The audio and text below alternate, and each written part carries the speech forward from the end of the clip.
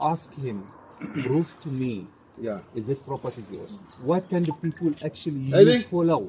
Because many of those who says they are owning properties here, they have hijacked those properties. It is. I'm a citizen here in South Africa. That is fine. I've got a duty. I'm a citizen. Everybody is citizen. You're not a citizen here. I'm not a citizen. You're not a citizen. If you didn't steal your passport, if you didn't steal your ID, you're a judge, you put yourself in the bad way. It's not wrong. Now you are two of them talking to one person. But you said I must quit. All right, let's leave it like this, Bishop. Please, guys, go get your proof of documents for all these houses, and you must know one thing. And I must make that very clear to you, that every house that you guys are owning, we want proof that you are the owners. And we are going after each and every one of them. And if you hear me, and these guys and the people of South Africa, every one of them, we are coming. Every one of them, you must know that everyone where there's your name in all these properties, we are coming. We want you to prove to us that you are owning these houses. We are going to take each and everyone back to South Africa. And you must know that. Find out he's the owner and is not hijacking the property. What you would? We do the right thing. Which right? The right thing is to let the owner be the owner. You can't fight the owner. Right. If a person is legally owning the property, I have no grounds to fight. Absolutely. If it's the owner, you'll never see me fighting. If it's the rightful owner, I will surrender in an instant and say, this is your house, go ahead. But if it's not, we're going to take them back to South Africa. That is fine. So right now, Black South Africans want to say that white South Africans, the Afrikaners, are not entitled to any properties and they are not citizens at the same time. I think these people are hungry for war. They must give us back our homes. They must give us back our land. They must give us back our jobs. We need houses. We need asnas dande ekrisa nembalente. They are occupying Eastern Desert. Bayastuka basixelela into yoba yesigcina imikhukhu kodwa we are citizens of South Africa. Bona banestande, banento yonke, yet they don't have IDs. Yet they don't have papers. Bapi namhlanje. They should have been around because bathi bona bayindawo banama papers. They changed the water bill and put it under your name, but it does not give you ownership of the house. So we've got, many houses that which they've changed there, that which were hijacked, we took, and people went and they paid, they changed the meter.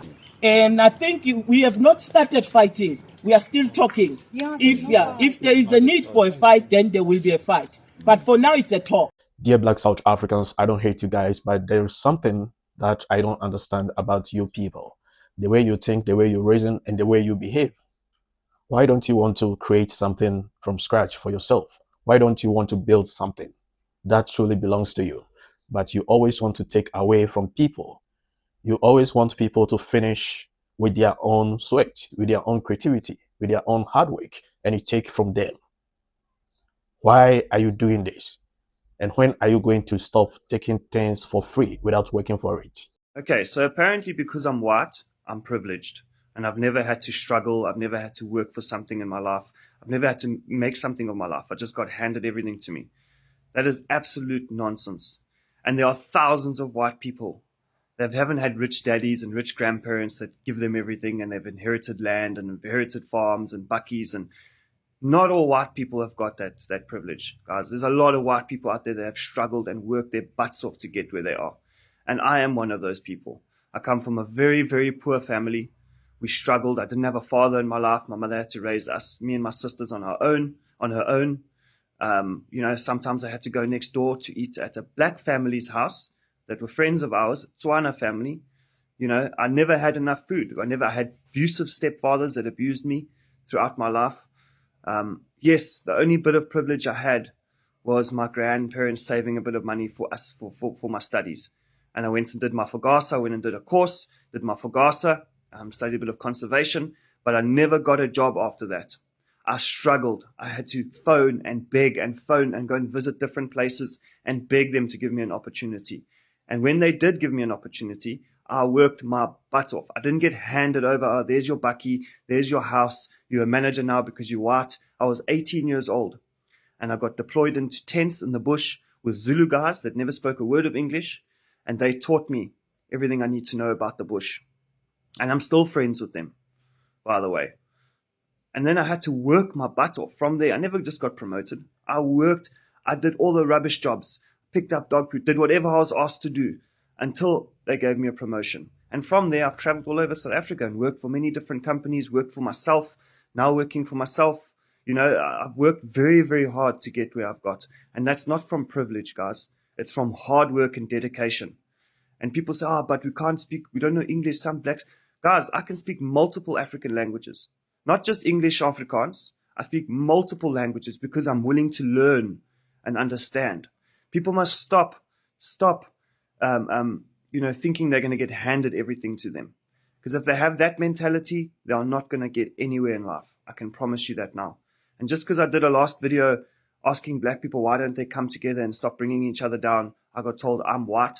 I have privileges and I don't understand, which is absolute nonsense. I've got black friends living in different areas all over South Africa. I have a very good understanding. It's about time the white South Africans stand their grounds and defend what truly belongs to them. They are trying to say that what the white Afrikaners, the white South Africans, built for themselves do not belong to them anymore. These are properties that their grandfathers and their great-grandfathers lived for them. But today, you are accusing them of hijacking the buildings. If you go to Pretoria and Johannesburg, there's numerous buildings that the black people have taken away for free from the white South Africans. And they want to go ahead and take everything. I think this is not fair. We are all aware that this woman is lying. She just wants to take something that doesn't belong to her. This is how they operate. And the world is watching. If they have properties as white South Africans, it is inheritance from their fathers, from their grandfathers. They have not stolen any property. They have not hijacked any properties. And if you want a property from them, you have to buy or you have to negotiate with them if they can truly give it to you for free from their hearts. But you don't have to accuse them of hijacking any property. This is insane. What is going on in South Africa is unimaginable.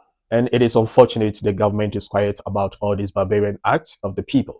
Doesn't mean the government is in support of all this nonsense that is going on in the country. If the government is in support of this, then the government must reset their agendas because this might not end well. If you want the country to go back to apartheid, for the people to lose their freedom again, then continue what you are doing. Because they have a backup. Do not ever think that the Afrikaners do not have a backup. You all saw the action that Trump took not long ago. And if Trump hears about you people trying to take away their properties, this time, you might not like the outcome. And I urge every white South African, every Afrikaner who is watching this video to stand on your grounds. Do not let them take your properties. Do not let them accuse you of hijacking buildings. Buildings that you built by yourselves.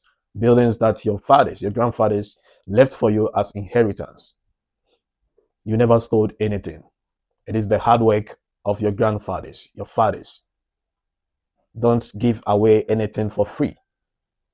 If they want to acquire riches, let them go and work for it.